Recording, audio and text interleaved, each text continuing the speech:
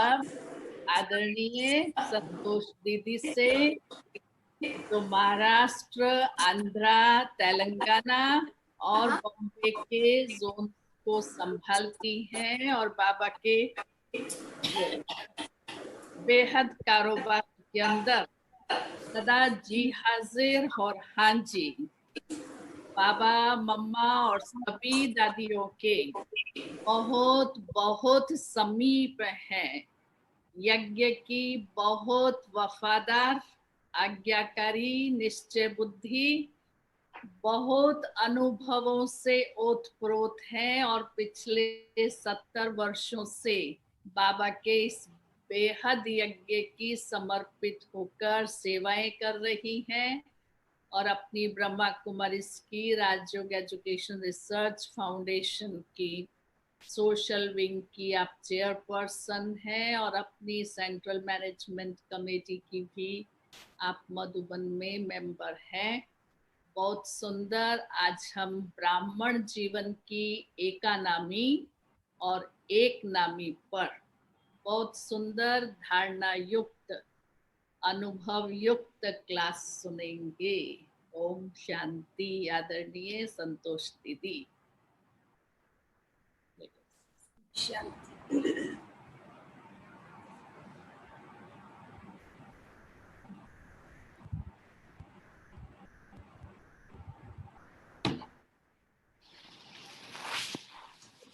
संगम युग में बेहद के बाबा ने आकर के हम बच्चों को अपना बनाया और जब हम बेहद बाबा के बने तो बाबा से प्यार पात्र करने के लिए, प्यार लेने के पात्र बने। पहले गीत गाते थे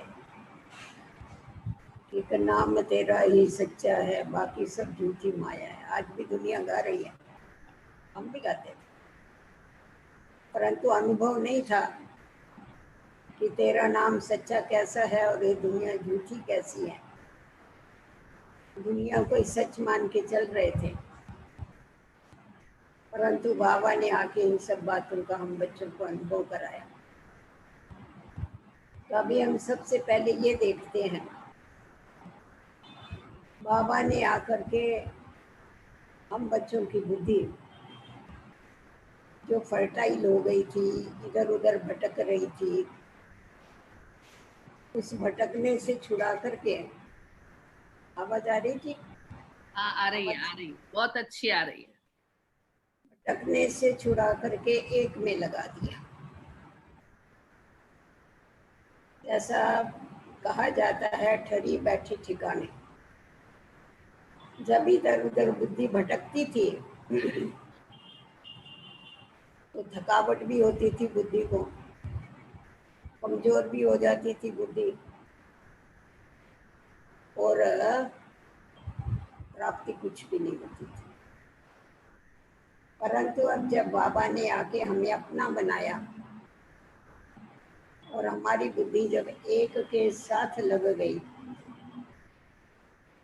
क्योंकि बाबा ने हम बच्चों को सर्व संबंधों का प्यार दिया, सिर्फ एक संबंध का प्यार नहीं दिया, परंतु सर्व संबंधों का प्यार दिया।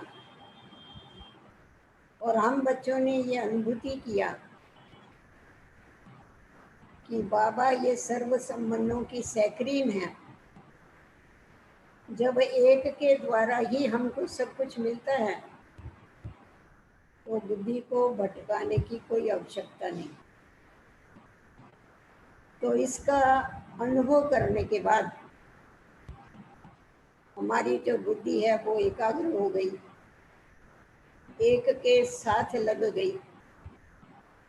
और बाबा जो है वो हमारा बाप भी है, तो हम आत्माओं का साजन भी है, हम सब उसकी सजनियां हैं।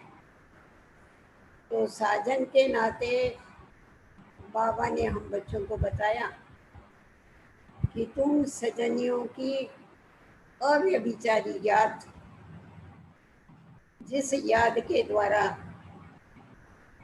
तुम्हें बाबा से प्यार भी मिलता है और प्राप्ति भी होती है, तो अव्यभिचारी याद अर्थात ही एक नामी। जब एक के साथ हमारा बुद्धि का योग जुटा तो और तरफ से बुद्धि टूटने में हमें टाइम नहीं लगा, क्योंकि शुरू से लेके बचपन से लेके तो हम आत्माओं को आदत है एक से प्रीत लगाने की, दूसरे से तोड़ने की, दूसरे से लगाने की, तीसरे से तोड़ने की। ये धंधा तो हम करते आए। तो उस प्रैक्टिस के अनुसार एक से ही सर्व कुछ मिलने के बाद हमारी बुद्धि सब तरफ से टूट गई और एक बाबा से लग गई। तो जब एक बाबा से बुद्धि लग गई तो बाबा ने हम बच्चों को बताया कि बच्चे, भक्ति मार्ग में तुम कहते थे कि आत्मा परमात्मा में लीन हो जाती है, परंतु वास्तव में देखा जाए तो तुम बच्चे मेरे प्यार में लीन हो जाते, लव में लीन हो जाते हो। बाबा के लव में लीन होना, एक के लव में लीन होना, यही वास्तव में एक नाम है। तो ऐसा बाबा ने हम बच्चों को अव्यभिचारी याद, एक के लव में लीन होना सिखाया, जिसके आधार पर हमारे जीवन में एकाग्रता आती है। क्योंकि एक के याद के द्वारा ही हम एकाग्र हो सकते हैं। तो जितनी जितनी हमारी बुद्धि एकाग्र होती गई, एक में टिकती गई, उतना उतना हमारे अंदर बाबा के द्वारा सर्व प्राप्तियां होना चालू हो गई। सब तरफ से बुद्धि का योग तोड़ने के लिए मेहनत नहीं करनी पड़ी, परंतु सहज ही क्या हो गया, हमारी बुद्धि बाबा में जुट गई। बाबा के साथ सर्व संबंधों का रस लेना हमको जब आ गया, आप गीता में भी देखेंगे, जो यादगार रूप गीता है उसमें भी सारे ज्ञान का जो लास्ट में सार है या जो प्राप्ति है वो है नष्टो मोहा स्मृति स्वरूप। तो एक नामी वाले ही स्मृति स्वरूप बन सकते हैं, एक नामी वाले ही नष्टो मोहा बन सकते हैं, और जो एक नामी है वो ही बाबा के द्वारा सर्व प्राप्तियां कर सकते हैं। अभी ऐसी प्राप्ति करने के लिए बाबा ने हम बच्चों को अंतर्मुखी बनना सिखाया। जितना जितना हम अंतर्मुखी बनते हैं, अर्थात अपनी आंतरिक स्थिति में स्थित होते जाते हैं, उतनी उतनी हमारी बुद्धि एक बाबा से लगती जाती। तो बाबा ने जो सरल विधि हम बच्चों को बताई है कि सदैव तुम बच्चों को आत्म अभिमानी बन के पीछे बाबा को याद करना है, आंतरिक स्थिति में स्थित होके बाबा को याद करना है। तो जितना जितना हमने ये किया तो हम एक नामी बनते गए।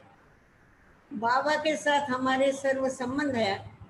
ये भक्ति मार्ग में हम लोग गायन करते थे कि तुम्हें माता पिता बंधु सखा, परंतु बाबा का बनने के बाद हम बच्चों ने बाबा से एक एक संबंध जो हमारा है, सर्व संबंध तो है, परंतु हर एक संबंध की हम अलग अलग अनुभूति करते हैं। और जब बाबा से हम अलग अलग हर एक संबंध की अनुभूति करते हैं, प्राप्ति करते हैं, तो उससे क्या होता है, वो संबंध हमें भूल जाता है, वो संबंध से हमारा बुद्धि का योग टूट जाता है।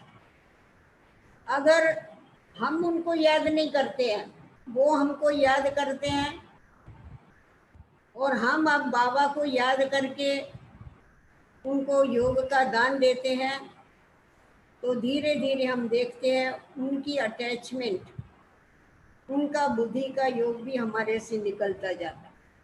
शुरू शुरू में जब यज्ञ की स्थापना हुई तो उस समय पर हम देखते हैं कि कितनी बहनें माताएं अपना घर बार छोड़ करके बाबा के पास आई, और आने के बाद जबरदस्ती आई।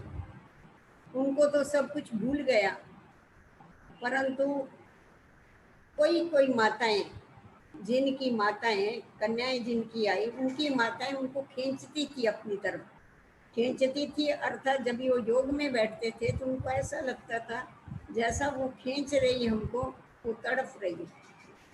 तो उन्होंने अपना अनुभव बताया, बाबा को बताया। बाबा ऐसा ऐसा, मनोज दादी भी कहती थी हमारे को हमारे लौकिक माँ बहुत खींचती थी।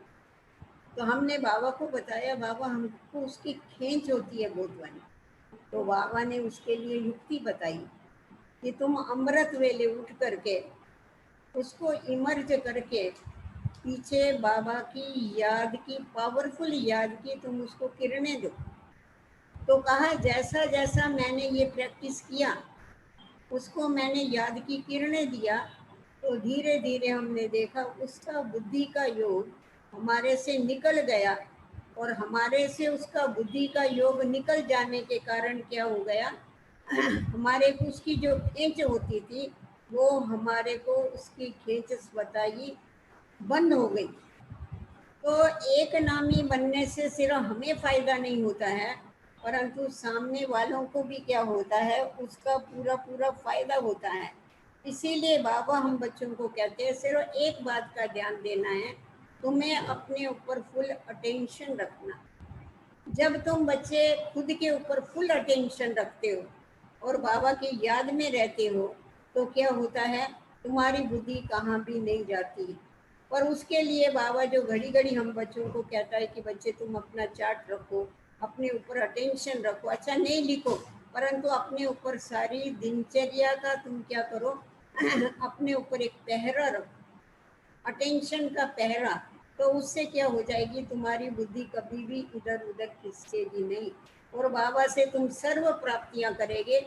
और जितनी जितनी हमको बाबा से प्राप्तियां होती जाएगी, उतना उतना हमारे अंदर वो सर्व शक्तियां भी भरती जाएगी और नष्टो मोह स्मृति लब्धा सहज बन जाएगी। उसके बाद हम देखते हैं कि बाबा ने हम बच्चों को एक नामी बनने के साथ साथ एकानामी भी सिखाई कि तुम बच्चों को एकानामी करनी है। अभी एकानामी किस बात में करनी है, क्योंकि हम बाबा के बने, अर्थात अपना तन मन धन समय श्वास संकल्प सर्व ईश्वरीय प्राप्तियों सहित हमें अपनी सब कुछ जो है, इन सब शक्तियों में हमको इकोनॉमी करने की आवश्यकता है।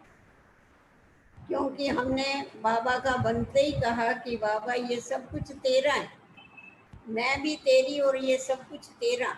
तो जब हमने बाबा को तेरा कहा और बाबा ने माना, हमको अपना बना लिया, तो अपना बनाने के बाद अभी ये जो भी है, चाहे तन है, मन है, धन है, अथवा जो समय है, श्वास है, उसके साथ साथ हम देखते हैं संकल्प है, ये जो भी है ये सब कुछ ईश्वर का हो गया।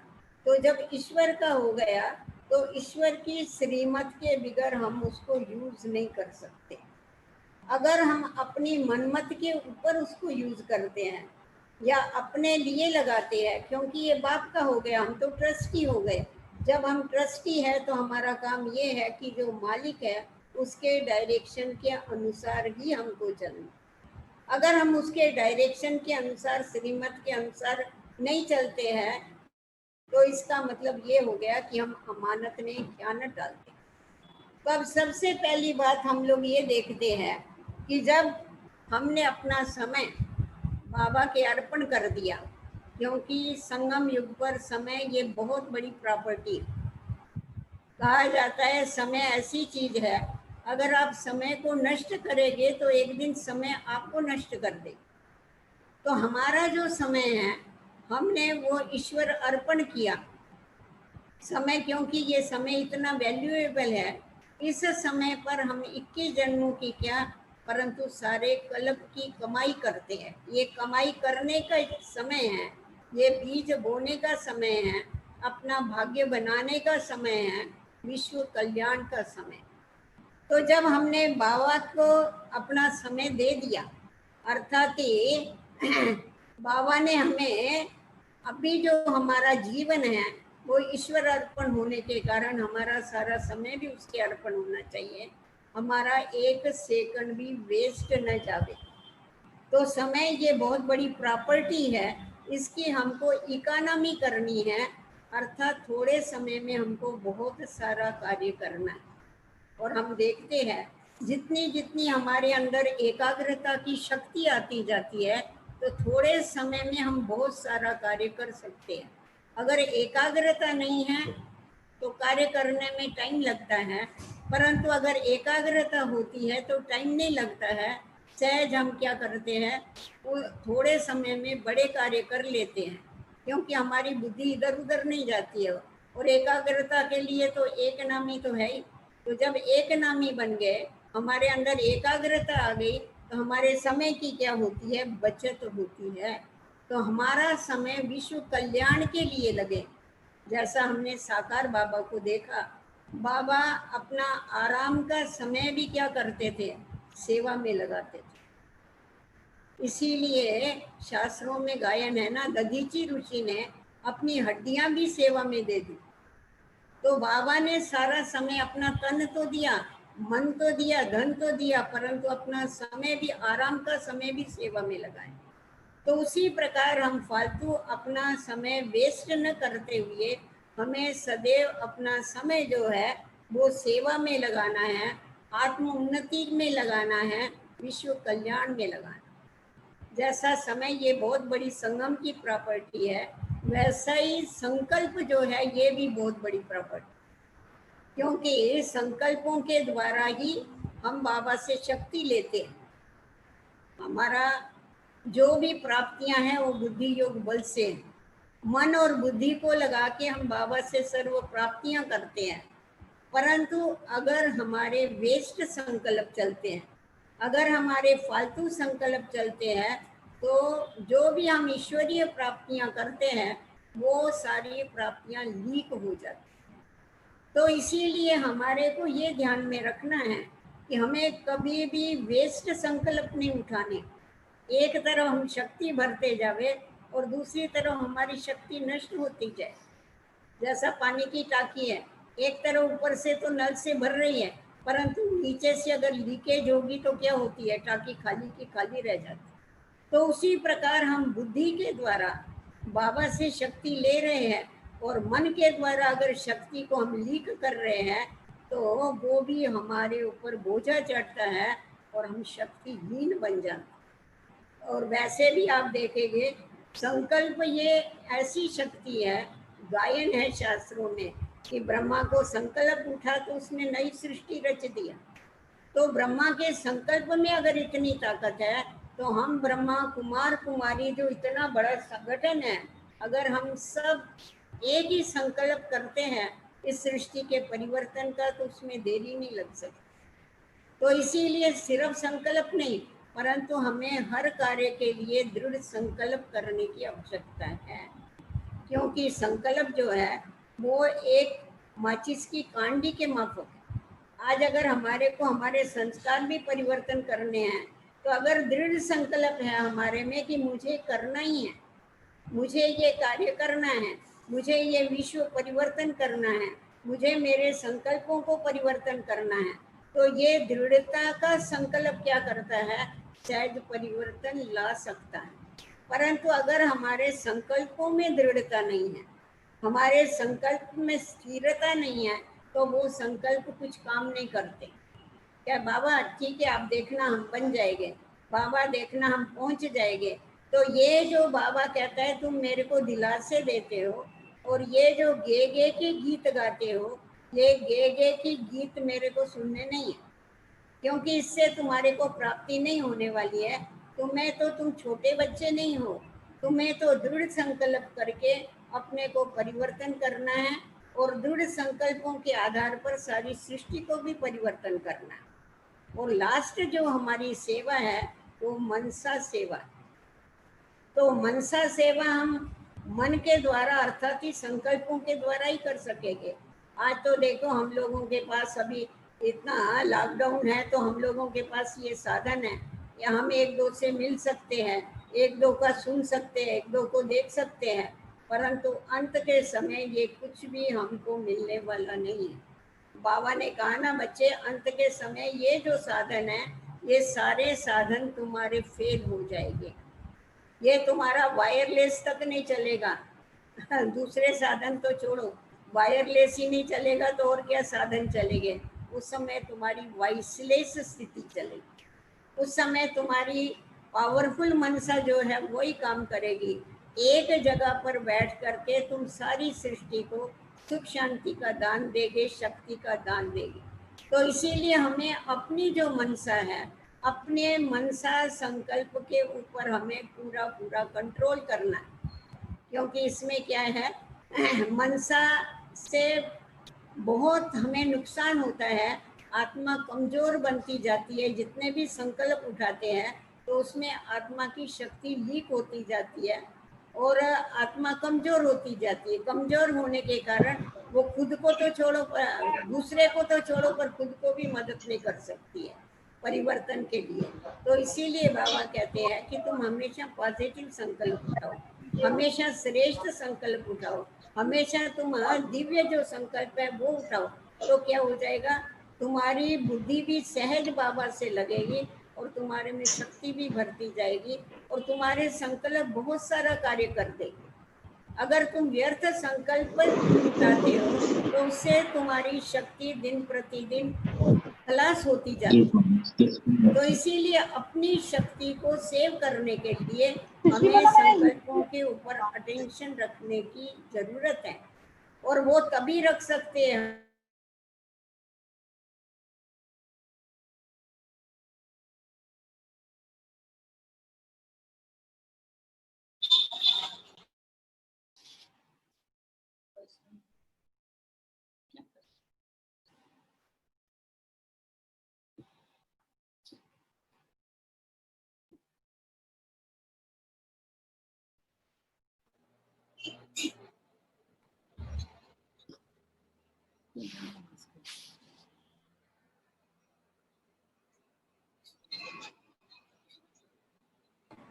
तो इसीलिए बाबा ने हम बच्चों को ये बताया है कि तुम बच्चों को व्यर्थ संकल्पों के ऊपर पूरा पूरा कंट्रोल करना है, इसकी इकोनॉमी करनी है। कम से कम संकल्प उठाने हैं और वही संकल्प उठाने हैं जो तुम कर सको। हम देखते हैं कभी कभी बहुत संकल्प उठाते हैं, हम ऐसा करेंगे, हम ऐसा करेंगे, हम ऐसा करेंगे, परंतु प्रैक्टिकल में कुछ भी नहीं करते। तो इसीलिए बाबा कहता है ज्यादा संकल्प उठाने के बजाय तुम थोड़े संकल्प उठाओ और वो करके मेरे को बताओ। सिर्फ बोलो नहीं हम करेंगे करेंगे, ऐसा नहीं करो। बाबा बोलते हैं जब मेरे सामने बैठते हैं तभी एकदम नशा चढ़ता है, नशा चढ़ता है तभी बोलते हैं हाँ बाबा देखना अभी हम प्रैक्टिकल में करके बताएंगे, और फिर उसके बाद सोडा वाटर हो जाता है। तो इसीलिए संकल्पों के ऊपर हमारे को बड़ा अटेंशन चाहिए कि हमारा समय कभी भी व्यर्थ नहीं जावे, हमारे संकल्प कभी भी व्यर्थ नहीं जावे, हमारी शक्तियां कभी लीक न हो। उसके बाद हम लोग देखते हैं कि श्वास, क्योंकि हम खुद भी इस बात का अनुभव करते हैं, जब हम बाबा की याद में बैठते हैं तो हमारे जो श्वास है वो बहुत स्लो चलते, और जब ये आपको समझो कोई थोड़ा ऊपर नीचे बात हो जाएगी या कुछ थोड़ा भी कोई टेंशन में आएगा, उसके श्वास बहुत फास्ट चलते। तो इसीलिए हमेशा कहा जाता है योगी की आयु बड़ी होती है। क्यों आयु बड़ी होती है? क्योंकि उसके श्वास जो है वो बहुत धीमे चलते हैं। तो जितना जितना हम योग युक्त होते हैं उतना उतना हमारा श्वासों के ऊपर कंट्रोल हो जाता है। और हमें ये मालूम है कि कोई भी श्वास हमारा अंतिम श्वास हो सकता है। तो कोई भी श्वास जब मेरा अंतिम श्वास हो सकता है तो इसीलिए मुझे श्वासोश्वास बाबा की याद में रहना। जैसा मम्मा से पूछते थे, मम्मा आप इतनी अपने ऊपर कौन सी मेहनत करती हो, और हम लोगों ने भी देखा इतने थोड़े समय में मम्मा ने इतनी ऊंची स्थिति को प्राप्त किया, इसका कारण क्या? तो मम्मा बताती थी कि मैं अपना समय कभी भी वेस्ट नहीं करती। हमेशा मेरे को ये याद रहता है कि मेरा ये श्वास ही अंतिम श्वास है। तो अगर इतना हमारा अपने ऊपर ध्यान रहे कि हमारा ये श्वास जो है ये अंतिम श्वास है। अगर अंत याद रहता है तो जरूर जहाँ जाना है वहाँ की तैयारी हो। तो मम्मा के अंदर वो समेटने की शक्ति देखते थे, कैसे धीरे धीरे धीरे धीरे उसमें शक्ति आ गई। व्यर्थ सुनना नहीं, व्यर्थ देखना नहीं, व्यर्थ बोलना नहीं। इसमें मम्मा ने कभी भी ना अपना समय वेस्ट किया, ना अपनी शक्ति वेस्ट किया, ना अपने कभी श्वास वेस्ट किया। अगर कोई आके मम्मा को बात सुनाता था, मम्मा इसका ऐसा हुआ वैसा हुआ, मम्मा शार्ट में समझ जाती थी। मम्मा बोलती थी इतना विस्तार से सुनाने की जरूरत नहीं, मम्मा ने समझ लिया जो समझने का है। और समझने के बाद मम्मा करेक्शन भी सामने वाले को देती थी, परंतु मम्मा ज्यादा बात नहीं करती, शांति में रहती थी, बाबा के याद में रहती थी। उसका अपने संकल्पों और श्वासों के ऊपर कंट्रोल था पूरा। तो उसी तरह से हम भी जब अपने श्वासों की तरफ ध्यान देते हैं तो जो फास्ट संकल्प चलते हैं ना, वो फास्ट में चलेंगे, वो धीमे चलेंगे और ईश्वरीय याद में चलेंगे। उसके बाद हम देखते हैं कि हमारी जो भी ईश्वर बाप के द्वारा हमें जो शक्तियाँ मिली है, जो प्राप्तियाँ हुई है, वो प्राप्तियों की भी हमको इकोनॉमी करना, उनको हमको वेस्ट नहीं करना है। क्योंकि बाबा ने हमारे अंदर जो भी विशेषताएं भरी है, बाबा ने हम बच्चों को जो भी गुण दिए हैं, बाबा ने हम बच्चों को जो भी शक्तियां दी है, वो विश्व कल्याण के लिए दी। ऐसा नहीं कि हमारे पास है तो हम अपने पास उसको रख देवे तिजोरी में, वो रखने के लिए नहीं दिया है। आज देखो कोई भी चीज है, अगर हम उसको समय पर यूज नहीं करते हैं तो वो यूज हो जाता। तो वैसा ही बाबा के द्वारा जो मिली हुई शक्तियां हैं, उसको हम स्व कल्याण और विश्व कल्याण में अगर नहीं लगाते तो नष्ट हो जाएगी। परंतु हमें क्या करने का है, उसकी हमको बचत करनी है। क्यों बचत करनी है? बाबा क्यों बोलता है कि तुम अपने पास सर्व शक्तियां भर के रखो, तुम अपने पास सर्व गुण भर के रखो। क्यों? कारण क्योंकि हम इस कल्प वृक्ष के सारे मनुष्य सृष्टि के हम पूर्वज। पूर्वजों का क्या काम होता है?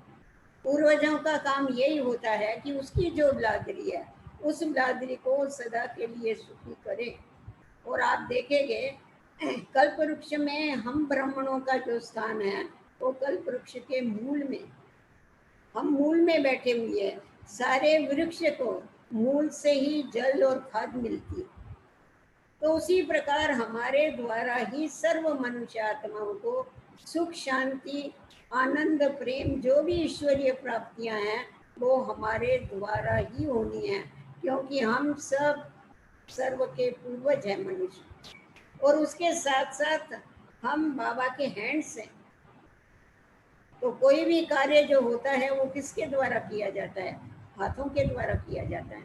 आज देखो ब्रह्मा को सहस्र भुजा वाला, 1000 भुजा वाला बताते हैं। ये भुजाएं किसकी निशानी? ये भुजाएं हम बच्चों की निशानी हैं। तो बाबा कहता है मैं तो निराकार हूँ, परंतु मैं तुम बच्चों के द्वारा ही सर्व कुछ प्राप्तियां कराता। तो इसीलिए हमारे को, हमारी बुद्धि को हमेशा फ्री रखना है। अगर हम फ्री होंगे तो बाबा हमारे को काम में लाएगा। अगर हम फालतू बातों में बिजी रहेंगे, अपनी बुद्धि को हम कहाँ अटका के रखेंगे, तो हम सेवा कैसे कर सकेंगे? अपनी मनसा में अगर हमारे तूफान चलते रहेंगे, हम औरों को योग का दान कैसे दे सकेंगे? क्योंकि लास्ट में हमारे को जो मनसा सेवा करनी है, उस मनसा सेवा के लिए हमारी मनसा बहुत पावरफुल चाहिए, हमारी बुद्धि एकदम फ्री चाहिए, और सदैव बाबा की याद चाहिए, तभी हम वो सेवा कर सकते हैं। उसके साथ साथ हम देखते हैं कि ज्ञान रत्नों की भी हमारे को इकोनॉमी करनी है। आप कहेंगे इकोनॉमी क्यों करें, ये तो जितना देते हैं उतना बढ़ते हैं। परंतु हमें ये ध्यान में रखने का है कि जो ये ज्ञान रत्न है, ये पात्र को देख के देना चाहिए। कभी कभी ऐसा होता है सामने वाला पात्र नहीं, उसको देते जाओ, देते, अरे वो लेने का तो पात्र देखो। हम सुनाते जाते हैं, उसके पल्लू कुछ नहीं पड़ता है। बाबा कहता था ना, अरे बच्चे तुमको इतनी भी अक्ल नहीं है। वो बिच्छू होता है, उसको भी अक्ल होती है। वो डंक मारेगा तो कभी पत्थर के ऊपर डंक नहीं मारेगा, उसका डंक टूट जाएगा। वो भी नरम चीज को देख के पीछे डंक मार। तो तुम भी ये जो ज्ञान सुनाते हो तो सामने वाले को देखो कि ये पात्र है सुनने के, ये धारण करता है या बहरा होके इधर देखता है उधर देखता है, अपना टाइम वेस्ट कर रहा है और तुम्हारा भी टाइम वेस्ट कर रहा है। तो इसीलिए ज्ञान की कभी भी डिबेट में नहीं जाना चाहिए। कोई कोई बहुत डिबेट करते हैं, तो डिबेट करने के कारण अपना समय भी वेस्ट होता है और वो ज्ञान भी वेस्ट होता है, उससे कुछ फायदा नहीं होता है, क्योंकि उनके पास तो बहुत शास्त्रों की बातें हैं इधर उधर की, तो हम क्यों अपने समय को उसमें वेस्ट करें। तो इसकी भी इकोनॉमी करो, ये भी बचाओ, और ये जो खजाना है अपने पास ऐसा भरपूर करके रखो जो समय पर ये खजाना हमारे को काम में आवे। क्योंकि ज्ञान ये सिर्फ खजाना नहीं है, ज्ञान ये सिर्फ ज्ञानामृत नहीं, परंतु ज्ञान ये शस्त्र है। तो जैसा शस्त्र होते हैं योद्धों के पास, तो समय के ऊपर वो क्या करते हैं, शस्त्रों के द्वारा विजय प्राप्त कर लेते हैं। तो जैसा जैसा हम ज्ञान को जीवन में धारण करते जाते हैं, वो ज्ञान शस्त्रों का काम करते हैं। इसलिए हमारे पास ज्ञान का बहुत बड़ा भंडार होना चाहिए। उसके लिए बाबा कहता है कि तुम मनन करो, चिंतन करो, विचार सागर मंथन करो और इस ज्ञान को अपना बनाओ। इसीलिए बाबा कहते हैं सिर्फ ज्ञान सुनने और सुनाने वाले नहीं बनो, परंतु ज्ञान स्वरूप बन जाओ। मैं ज्ञान का सागर हूँ तो तुम बच्चे ज्ञान की नदियां हो, मास्टर ज्ञान सागर हो। तो सागर में तो अथाह ज्ञान होता है, परंतु अगर हम बाबा की मुरली भी एक कान से सुने दूसरे कान से निकाल दे, लगता तो बहुत अच्छा है सुनने में, परंतु जब तक हम उसको या विचार सागर मंथन नहीं करते हैं, जब तक अपना नहीं बनाते हैं, तो हमारी भी वैल्यू नहीं बढ़ती, उस ज्ञान का भी क्या फायदा। जैसा कि किसके पास बहुत गहने रखे, गहने हैं और वो तिजोरी में पड़े हैं, वो पहनेंगे नहीं, हो गहनों की भी वैल्यू नहीं, पहनने वाले की भी शोभा नहीं। तो उसी प्रकार ये जो ज्ञान रतन है, इसको स्वरूप में लाने की आवश्यकता है। तो बाबा जितना लगन से हमारे को ये ज्ञान सुनाता है, उतना लगन से हमें उसे सुन के और जीवन में धारण करना है, और धारण करके फिर उसके बाद सामने वाला पात्र देख करके पीछे से ज्ञान को देना है। इसकी इकोनॉमी भी हमें जरूर करनी। उसके बाद अभी देखते हैं कि धन, विनाशी धन, तन मन और धन, ये तीन जो शक्तियां हैं, ये वास्तव में देखा जाए तो ये सूक्ष्म बीज, जैसा बीज लगाने से उससे पेड़ निकलते हैं, बीज लगाएंगे तो उससे बहुत प्राप्तियां होती है। तो उसी प्रकार जब हम तन मन और धन बाबा के कार्य में लगाते हैं, तो और बाबा के अर्पण करते हैं, बाबा के कार्य में लगाते हैं, तो 21 जन्मों के लिए हमारे को उसके द्वारा अखुट प्राप्ति हो। तो इसीलिए ना हमें अपना मन के संकल्प वेस्ट करने, ना हमारे को अपने तन को ईश्वरीय सेवा के बगैर और किसी फालतू कार्य में लगाना है, क्योंकि ये तन बाबा का है। बाबा कहता है ये तन तुमने मेरे को दे दिया, तो जब मेरे को दे दिया तो इसको मेरे ही कार्य में तुम्हें लगाने का है। उसके बाद हम धन देखते हैं, बाबा के अर्पण जब ये हमने धन कर दिया, तो हमने समझो बीज बो दिया।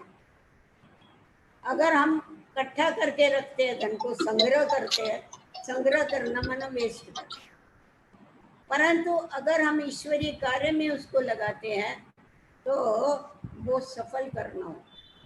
तो बाबा ने हम बच्चों को धन सफल करना सिखाया कि तुम्हें एक का 1000 गुना मिलता है और 21 जन्मों के लिए मिलता है। तो जब तुमने बाबा को दिया तो बाबा के डायरेक्शन के अनुसार इस धन को भी क्या करो, तुम कार्य में लगाओ। तुम अपनी प्रवृत्ति भी संभालो, तुम अपना घर भी संभालो, परंतु ईश्वरीय कार्य के लिए भी तुम हिस्सा निकालो। नहीं तो कोई कोई ऐसे होते ना, कहते हम क्या करें, हमारा तो हमको ही पूरा नहीं होता है। अरे पहले से हमारे पास कुछ नहीं, गरीब है, बाबा गरीबों को शाहूकार बनाने के लिए तो आया है। तो अभी बाबा कहता है अगर तुम्हारे को शाहूकार बनना है तो भिल्ली ने देखो क्या दिया राम को, बेर दिया ना। सुदामा ने क्या दिया, सिर्फ चावल मुट्ठी दिया ना। परंतु उसका रिटर्न कितना मिला। तो उसी प्रकार अगर हम ईश्वरीय कार्य में इस धन को भी लगाते हैं तो वो क्या है, हमारा सदा के लिए जमा हो जाता है। पर ये हमारी बुद्धि में रहना चाहिए कि हमारे को भविष्य जमा करने के लिए अभी उसको सफल जरूर करना है। बाबा देखो कितना बड़ा व्यापारी है। बाबा कहता है कि बच्चे जैसा शाहूकार 1,000 रुपया देता है, ईश्वरीय कार्य में लगाता है, और गरीब 1 रुपया लगाता है, दोनों को रिटर्न इक्वल मिलता है। बाबा के पास इतना उसका हिसाब है।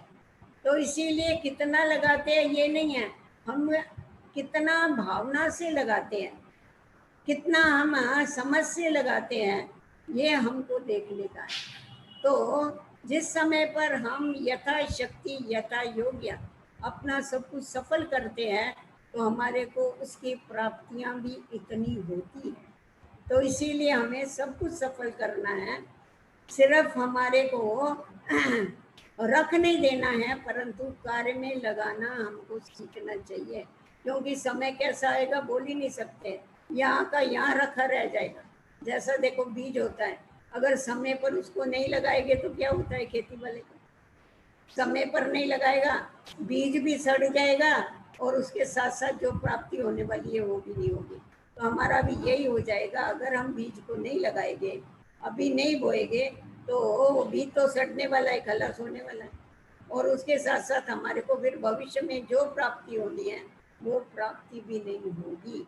तो इसीलिए बाबा के द्वारा हमें सर्व प्राप्तियां करने के लिए पहले सर्वस्व अर्पण होना पड़ेगा। इसमें डरने की बात नहीं है कि सर्वस्व अर्पण होना माना क्या सब कुछ बाबा के आगे जाके देना, नहीं, हमारी आसक्ति उसमें से मिट जानी चाहिए। देखो बाबा ने, ब्रिजेंद्रा दादी बताती थी, बाबा ने जब सब कुछ ईश्वर अर्पण कर दिया उसके बाद बाबा ने कभी पैसे को हाथ नहीं लगाया।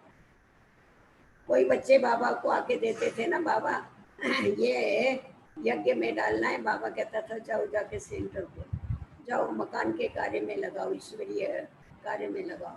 बाबा कभी भी हाथ में नहीं लेता, बाबा हाथ तक भी नहीं लगाता था। क्यों हाथ लगाएगा, शिव बाबा तो दाता है, वो किसी से लेता नहीं। ब्रह्मा ने अपना ही सब कुछ अर्पण कर दिया, उसको क्या जरूरत पड़ी है औरों को लेने, क्योंकि देने वाला दाता शिव बाबा है। तो शिव बाबा के यज्ञ में उनका काम है स्वाहा करना।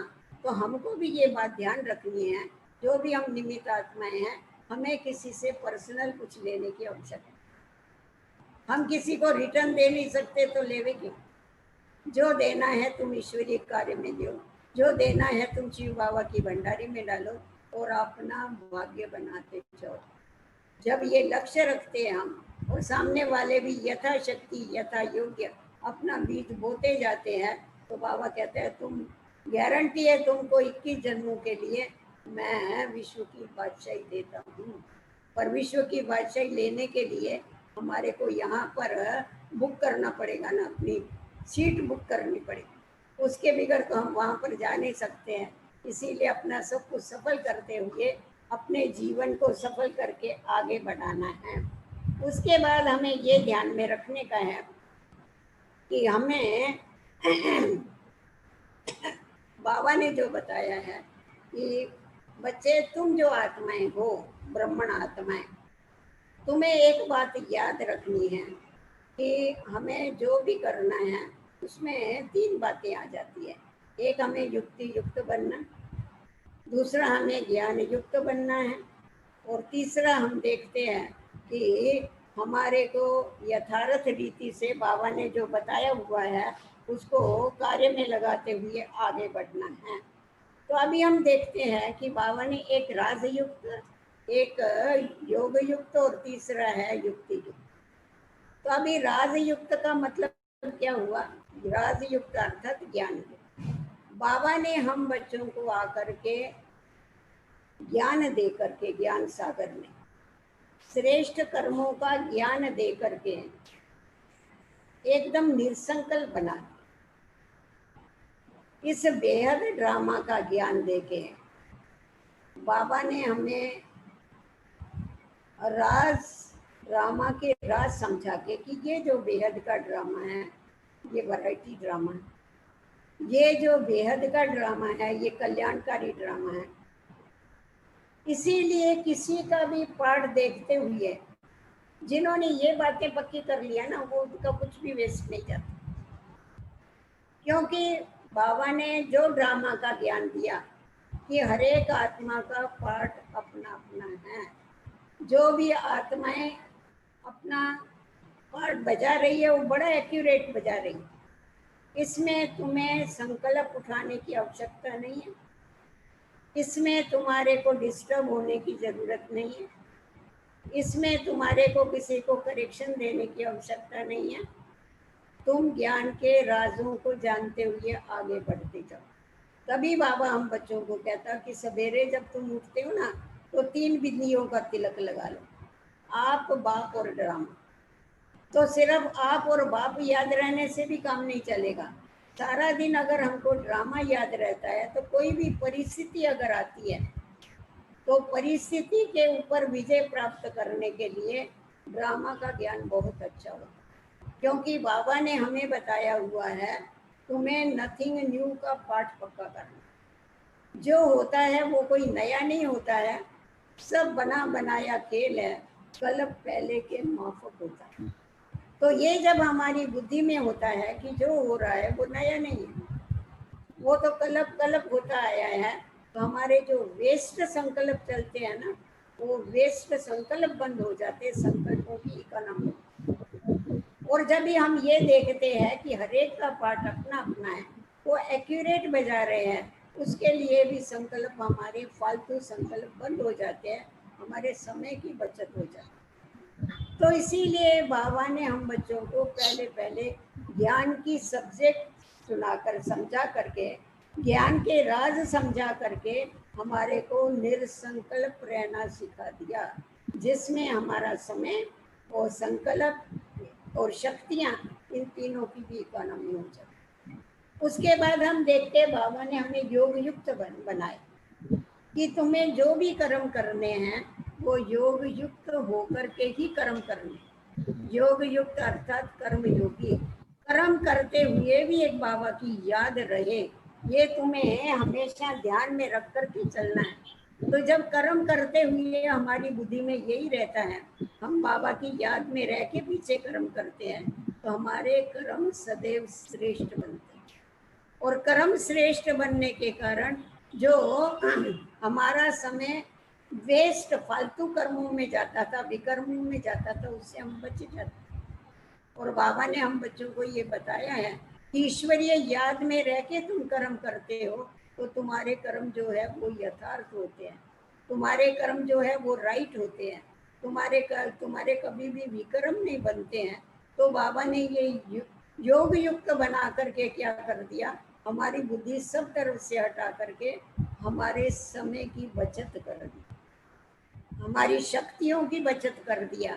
और जितना जितना हम यथार्थ रीति से, बाबा ने ये भी हमको बताया कि तुम बच्चों को क्या करने का है कि जो भी काम करने का है वो सोच समझ के पीछे कर। क्योंकि ज्ञानी और अज्ञानी में ये बड़ा फर्क होता है। अज्ञानी कर्म करके बाद में सोचते हैं, जिसके कारण उनको पछताना पड़ता है। तो पहले हमारे साथ भी यही होता था ना, ज्ञान युक्त राजयुक्त न होने के कारण युक्ति युक्त कर्म हम नहीं करते थे, और पहले कर्म कर लेते थे और पीछे पछताते थे। तो जिस समय हमने उल्टा कर्म किया उस समय भी हमारा समय वेस्ट हुआ, उस समय भी हमारी शक्ति वेस्ट हुई, उसके बाद हमको जो पश्चाताप हुआ उसमें भी हमारा शक्ति और समय वेस्ट हुआ। तो इसीलिए बाबा कहता है कि तुम्हें यथार्थ रीति से अपनी बुद्धि में ज्ञान को रखते हुए ज्ञान के राजों को भी जानो, जो वियुक्त होके भी कर्म करो, जो और उसके साथ साथ जो भी कर्म करने हैं वो श्रेष्ठ कर्म करते हुए सबको सफल करते हुए आगे बढ़ते जाओ। तो एक नामी बन करके हम अपने सर्व खजानों की इकोनॉमी करके जो दुखी और अशांत आत्माएं हैं उनको सुख शांति देने के लिए निमित्त बनते हैं। तो इसीलिए बाबा ने ये पाठ हम बच्चों को पढ़ा। अभी आप लोगों को कुछ पूछना है तो पूछ सकते। ये क्यों आ रही घड़ी घड़ी मोबाइल? दूसरे दूसरे ही आ रहे हैं, शारदा नहीं आ रही, दूसरे ही आ रहे हैं। क्या बोलिए। ब्रिजेंद्रा दादी के कुछ अनुभव सुनाइए। क्या सुना मैं वो बताओ। कौन सी बात सुना? कौन सी बात सुना मैं? ब्रिजेंद्रा दादी के कुछ अनुभव सुनाइए। कौन सा अभी वो याद होना चाहिए ना, आप पूछो कुछ तो बताओ।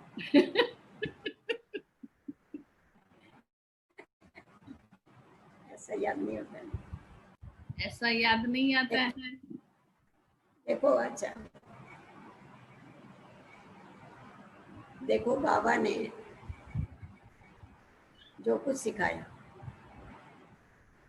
वो ब्रिजेंद्रा दादी ने प्रैक्टिकल में लाया। बाबा के अंदर फराग दिली थी और इकोनॉमी वाला भी था बाबा बड़ा। तो ब्रिजेंद्रा दादी में भी वो गुण था। वो कोई भी आते थे ना, उनकी इतनी खातिरी करती थी जैसा बाबा करता था वैसा। एक बारी आने के बाद और दादी की खातिरी उनको जब भी मिलती थी तो कभी भूलते नहीं थे। आज भी आप देखो याद करते हैं। परंतु जितनी वो फराग दिल थी उतनी इकोनॉमी वाली। वो हमें ये शिक्षा देती थी हमेशा कि ये जो भंडारा है बाबा का भंडारा है, इस भंडारे में से हम जो बाबा के समर्पण बच्चे हैं, हम बच्चों का हक है इससे परवरिश लेने। परंतु इसमें से एक पाई भी वेस्ट करने का हमको हक नहीं। अगर हम इसमें से एक पाई भी वेस्ट करते हैं या पर्सनल हम अपने लिए यूज करते हैं तो जैसा देने वाले का 1 का 1000 गुना होकर के जमा होता है 21 जन्मों के लिए, तो जो वेस्ट करते हैं उनका क्या होता है, वो उनका भविष्य में से कट होता है। इसीलिए हमारे को बाबा के यज्ञ की बहुत बहुत संभाल करनी है। ये कुछ आ रहा है इसके, तो ये बात हमेशा हम देखते थे। दादी खुद के प्रति कभी भी कोई खर्चा नहीं करती, बहुत सिंपल, परंतु औरों के लिए सैंपल होकर के रही। कभी भी किसी के साथ कोई कंपटीशन नहीं। यहाँ तक कि दादी को ये गुलदस्ते देते थे ना तो बाबा जैसा इनको अच्छा नहीं लगता। वो बोलती थी ये क्यों फालतू पैसे वेस्ट करते हो, एक फूल दे दो बस हो गए, ज्यादा इतना शोर करने की कोई जरूरत। तो मतलब इतने उसको बाबा ने जो किया है वो ही मेरे को करना है, भले दूसरे कुछ भी करते ना। तो हमने देखा धीरे धीरे तो करने वाले बहुत कुछ करते थे, परंतु उसने ना खुद किया ना हमको कभी करने दिया। ये उसकी विशेषता थी खास। और खास ये भी था दादी में योग की बहुत शक्ति थी और इसीलिए वो ऐसा योग कराती थी, एकदम उड़ा देती थी सामने वाले। जब भी योग में बैठेगी तो ऐसी दृष्टि देती थी, सामने वाले को बहुत अनुभूति होती। तो सदैव बाबा की याद में रहना है और याद में रह के कर्म करना है। अपने जीवन को ऐसा बनाना है जो हमारे में से बाबा दिखाई पड़ना चाहिए। तो कभी भी उसने अपने साथ किसी को नहीं जुटाया, इतने लोगों को तैयार किया, ना अपने में कभी किसी को फंसाया ना कभी किसी में फंसी। अकेले आए और अकेला जाना, ये पाठ उनको पका। और नष्टु मोहा भी इतनी थी वो, हमने देखा जब बाबा अव्यक्त बना तभी वो इतनी पक्की होके बैठी हुई थी बात में। वैसे तो बाबा के साथ उनका बहुत गहरा संबंध, साकार बाबा के साथ। और जितना शिव बाबा के साथ उनका संबंध था उतना ही ब्रह्मा बाबा के साथ भी संबंध था। अलग नहीं समझती थी वो कभी, परंतु उस समय उनकी स्थिति बहुत पावरफुल, इतना एकदम न्यारा होकर के रहने के लिए तो तपस्या चाहिए ना, बहुत पक्की तपस्या चाहिए। तो इसीलिए ये प्रैक्टिकल में देखा दादी ने कि कैसा न्यारी भी थी और सबकी प्यारी भी थी। न्यारी चीज तो सबको प्यारी लगती है, ये बात। एक वो आप सुनाते हो ना, अच्छा अच्छा। जब शुरू में बॉम्बे में आए तो मकान ढूंढ रहे थे, तो दादी आ, लोहे के ट्रंक पर बैठी हुई थी, तो उनका भाई आया तो बोला तुम चलो, वो बात सुनाइए। क्या हुआ था? कोलाबा में थे या पहले यहाँ साइन में सेवाएं चालू हुई थी माटुंगा में, फिर यहाँ से कोलाबा में एक ये लिया था इन्होंने, मकान लिया था और वहाँ पर अपना सेंटर चलता था, छोटा दो कमरे का मकान। पुष्प शांता दादी थी, ब्रिजेंद्रा दादी थी और एक और कोई साथ में थी। तो वो मकान मालिक शायद एक बरस रहे, 1-2 बरस। मकान मालिक इनको घड़ी घड़ी बोलता था तुम मकान छोड़ो, तो ये लोग मकान ढूंढते थे पर मकान मिल नहीं रहा। तो सवेरे निकलते थे नाश्ता खा के गए। पुष्प शांता दादी, ब्रिजेंद्रा दादी तो नहीं जा सकती थी तबीयत के कारण, उनके साथ पुष्प शांता दादी के साथ दूसरी बहन जाती, वो निकलती थी, जा करके ढूंढती थी मकान। तो एक दिन ऐसा ही वो गई थी, मतलब मकान देखने के लिए गई थी, तो मकान मालिक आया। उसने कहा कि आप मकान आपको बोला है खाली करो, आपने नहीं किया। तो बोला ढूंढ रहे, मिल जाएगा तो करेंगे। पर वो बहुत गर्म था, उसने क्या किया, सारा सामान निकाल के बाहर फेंक दिया और ताला लगा दिया। और ब्रिजेंद्रा दादी अकेली थी, ग्राउंड फ्लोर में था, तो कंपाउंड में वहाँ सारा सामान रख दिया। तो दादी वहाँ इसकी ट्रंक थी, लोहे की ट्रंक थी, उसके ऊपर बैठ गई।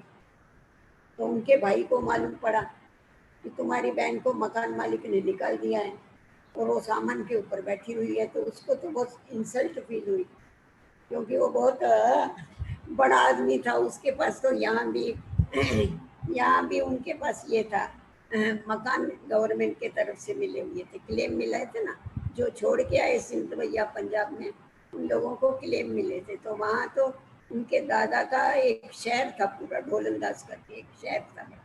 तो यहाँ इन लोगों को बड़ी बड़ी बिल्डिंग मिली थी, और ये देखा हमारी बहन को निकाल दिया। उसको तो बेचारे को बहुत ये हो गया, और उसका प्यार भी बहुत था दादी के साथ। तो गाड़ी लेके आया भाग के दादी के पास, तो बोला ये तो बैठी हुई थी मजे से। तो कहा कि चलो, उनका नाम सती बोलते थे लौकिक में, ये घर का नाम। तो बोला सती चलो इधर, क्या करती है तुम बैठी। तो बोला क्या करेंगे, अभी ये मकान मालिक देख रहे हैं, मकान मिला नहीं है, तो इसने सामान बाहर निकाल के रख दिया। तो उसने कहा चलो तुम मेरे साथ। उसने कहा मैं अकेली थोड़ी हूँ, मेरी और भी 2 बहनें। तो बोला उनको भी ले चलेंगे, आप चलो। तो बोला हम तो चले, पर हमारा ये सामान था वो, उस समय तो बेगरी पाठ चल रहा था यज्ञ में, और सेवाएं चालू थी, तो कैसा सामान शुरू में हम देखते थे, क्या सामान होता था हमारे पास। तो कुछ जंग खाए हुए डब्बे थे, कुछ पत्रे के सारे, ऐसा ही सामान था पुराना होना। उस भाई को बोला, भाई ने बोला है क्या तेरा सामान, ये सारे जंग खाए हुए डब्बे तो है। इसको बड़ा खराब लगा। ये बोला तूने मेरे को बोला क्यों ऐसा कि जंग खाए हुए डब्बे। मैं दीदी को पूछा, हम दीदी बोलते थे ना, मैं दीदी को पूछा, मैंने कहा दीदी सचमुच क्या था। बोला आते जंग वाले डब्बे। मैं बोला फिर आपने क्यों ऐसा ये किया। बोला पर उसने क्यों बोला ऐसा, जंग वाले थे तो क्या हुआ, यज्ञ के डब्बे थे ना। मैं बोला तू जा, मैं नहीं आने वाला। नहीं गई, उसके साथ बैठी रही। फिर तो दूसरा मकान मिल गया, उधर चले गए, जंग डब्बे लेके गए साथ। ऐसी मजा सुनाती थी वो कभी। मतलब उनको बहुत मर्जीवा जन्म का बहुत नशा। मर्जीवा जन्म क्या होता है, नहीं तो इतना लाड से प्यार से पली हुई, राजा ही ठाठ में पली हुई, परंतु बिल्कुल कुछ नहीं था। रॉयल्टी थी बहुत, जैसी रॉयल्टी नहीं थी किसमें। निर्मल शांता दादी और ब्रिजेंद्रा दादी में बहुत रॉयल, परंतु एकदम सिंपल, एकदम बाबा बोलते हैं ना, तुम्हें बेगर से प्रिंस बनना है। तो बरोबर वो प्रैक्टिकल में कभी कपड़ा फट जाता था ना, बैठ के सिलाई करती थी, तो हम बोलते ये दीदी छोड़ो ना, काय को सिलाई करते हैं। बोलेगी अरे कल मैं बुढ़ी हो जाएगी, मैं बुढ़ी हो जाएगी तो बोलेगी ये भी काम की नहीं, अभी कपड़ा फट गया तो उसको सी के पहन सकते। मैं सिखाती थी हम लोग, वो संस्कार पड़ गए हम लोगों में भी जो उसने सिखा।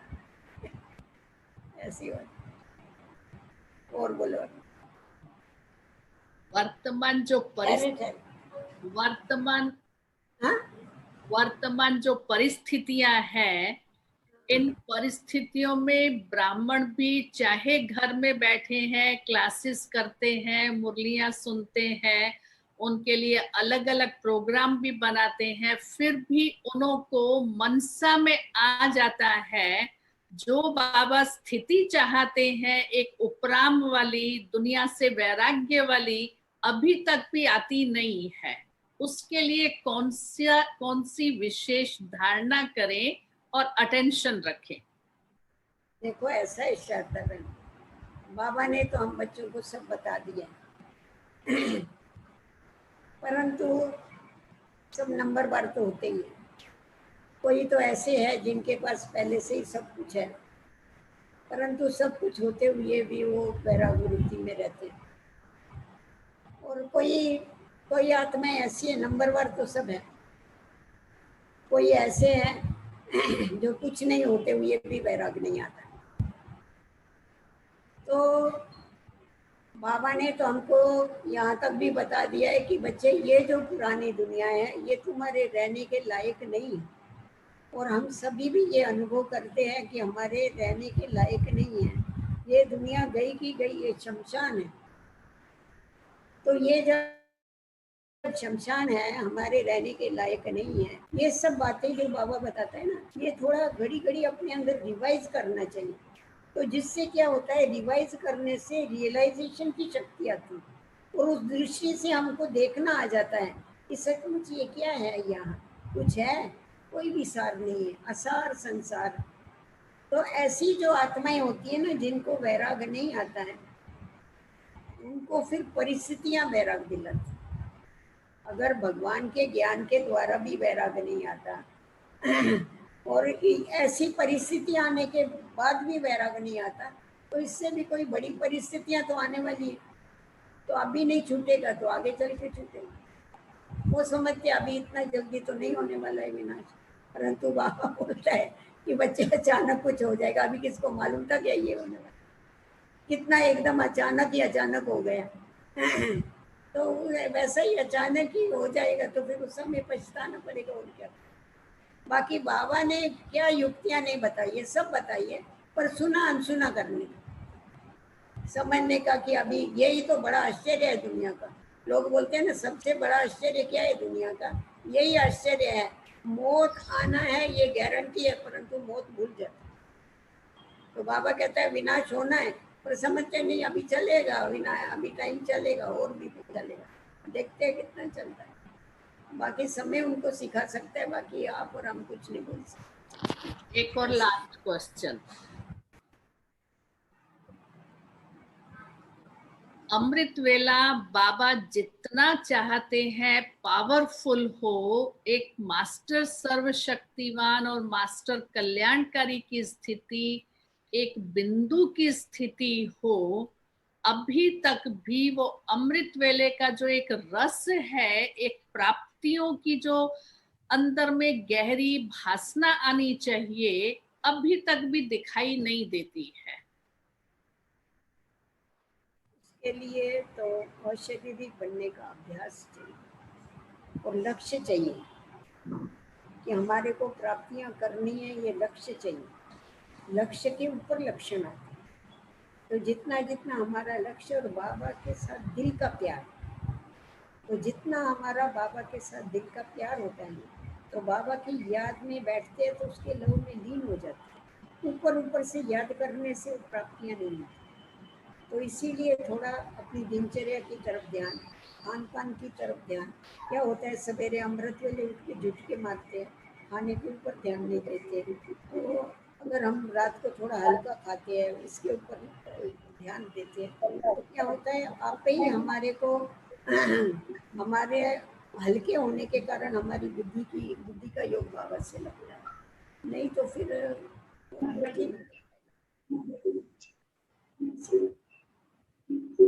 थोड़ा ध्यान देना, अटेंशन देना तो जरूर होता है, अटेंशन देना, सारे दिन का अटेंशन चाहिए। अमृत वेले को पावरफुल करने के लिए दिनचर्या के ऊपर अटेंशन चाहिए।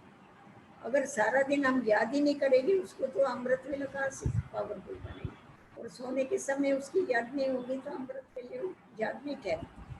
और किसी को तो आदत होती है, कभी भी क्लास में बैठे तो भी सोए होंगे, योग में बैठेंगे तो भी, आप कितना भी मत्था मारो तो भी वो सोने वाले सोते हैं। आप ही उनको जब रियलाइज होगा तभी ठीक हो जाएगा। मामा बोलते हैं बच्चे निर्संकल्प रहो, ये राजधानी स्थापन हो रही होती रहती है, बाकी और कुछ नहीं, ज्यादा नहीं बोल सकते। बहुत बहुत शुक्रिया, थैंक यू। बहुत अच्छा, एक नामी इकोनॉमी के ऊपर बड़ा अच्छा धारणा वाला गहरा क्लास मिला है। तो सबकी तरफ से आपको फिर से बहुत बहुत शुक्रिया, शुक्रिया, शुक्रिया। लोगों को फिर दोबारा क्लास कराना है। कराएंगे ना, हाँ, चलो अभी एक गीत बजाते हैं। जरूर जरूर।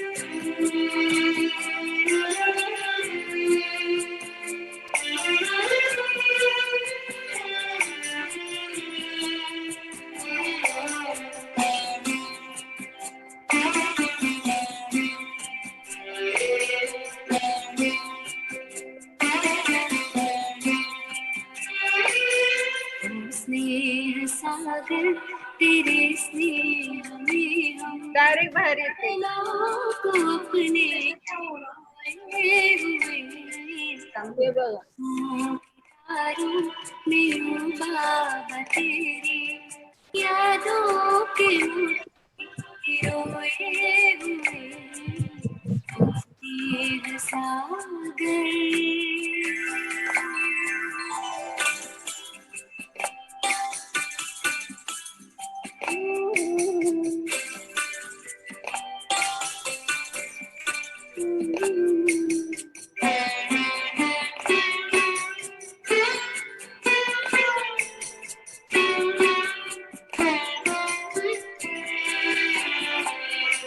ये महसूस होता यही पास में हो, हमें देख करके मुस्कुरा रहे हो, सदा साथ में हो बच्चों तुम्हारे, यही बात अब भी तो दोहरा रहे हो, यही बात अब भी तो दोहरा रहे हो। एहसास के इस समंदर में हम तो जैसे कि मन को डुबोए हुए वो स्नेह सागर।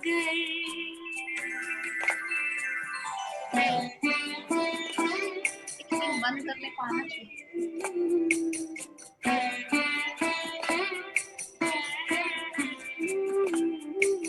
उठाकर धरा से जो धूल कण को मस्तक से अपने ऐसे लगाया, चमकने लगे हम सितारे से बनकर, अपने गुणों से इतना सजाया, अपने गुणों से इतना सजाया, बलिहार होके तेरे हार में हम हीरों के जैसे संजोए हुए स्नेह सागर।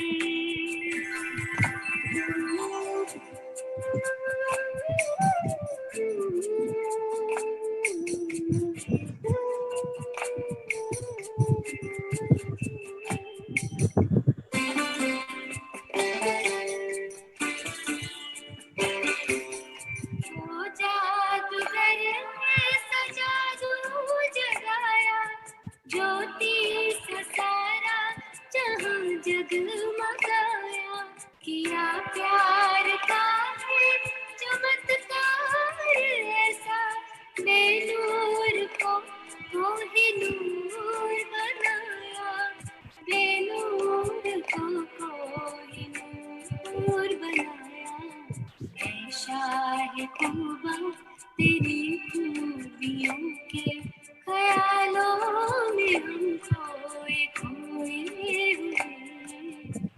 स्नेह सागर तेरे स्नेह में हम नैनों को अपने भिगोए हुए, सांसों की तारों में बाबा तेरी यादों के मोती पिरोए हुए, ओ स्नेह सागर।